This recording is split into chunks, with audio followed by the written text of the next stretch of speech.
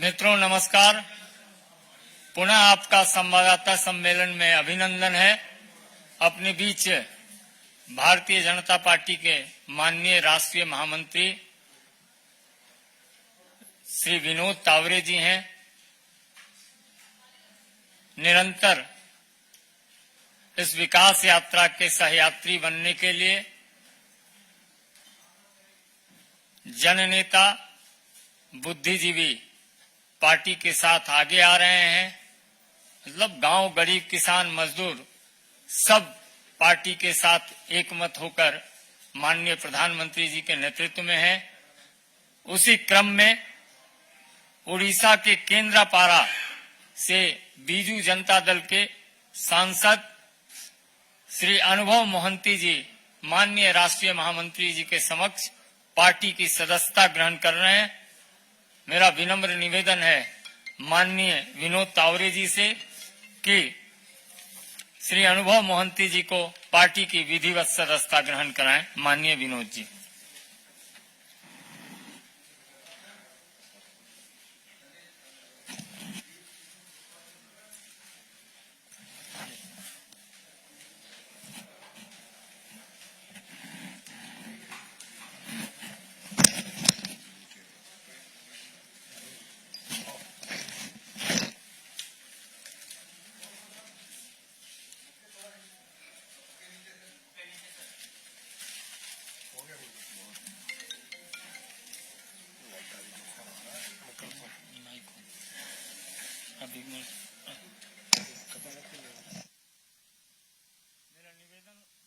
मेरा निवेदन माननीय विनोद तावरे जी से है कि अपने नए साथी का पार्टी में स्वागत भी करें और संबोधित करें।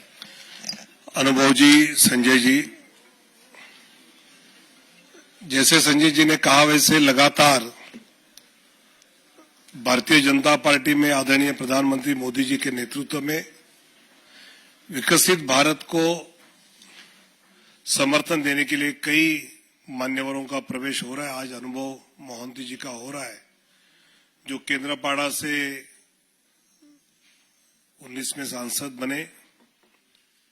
एक राजनीतिक सामाजिक कार्यकर्ता के नाते उड़िया बंगाली फिल्मों में भी उन्होंने एक प्रख्यात अभिनेता की भूमिका निभाई है। आज भी वो काम कर रहे हैं और 2014 में राज्यसभा के बिन विरोध निर्वाचित सबसे कम उम्र के सांसद के नाते भी उन्होंने दायित्व संभाला।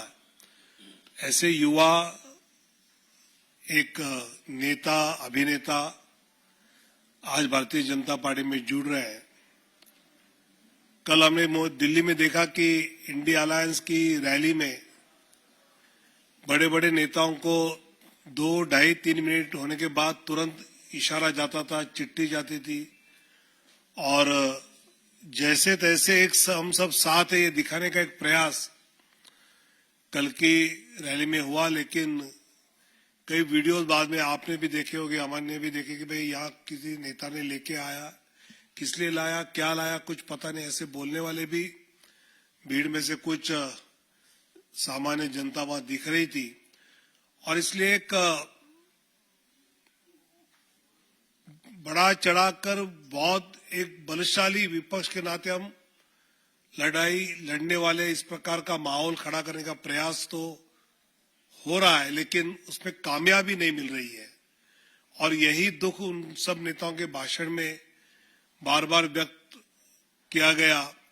हारे हुए मानसिकता से सब विपक्ष कल इकट्ठा हुए हमने देखे और उसी समय दूसरी तरफ इस भारत को विकसित देखने के लिए उत्सुक अनुभव जी जैसे कई लोग आदरणीय मोदी जी के नेतृत्व में जुड़ रहे हैं, तो मैं उनका स्वागत करता हूं और अनुभव जी से अनुरोध भी करता हूं कि वो अपना मनोगत व्यक्त करें।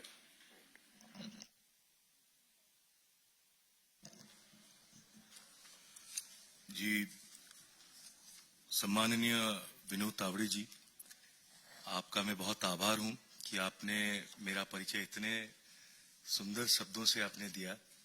और संजय मायूख जी को भी मैं अपना आभार व्यक्त करना चाहूंगा। मैं सौभाग्यशाली रहा हूं कि जिन नेता के साथ मुझे काम करने का अवसर 11 साल के लिए मिला।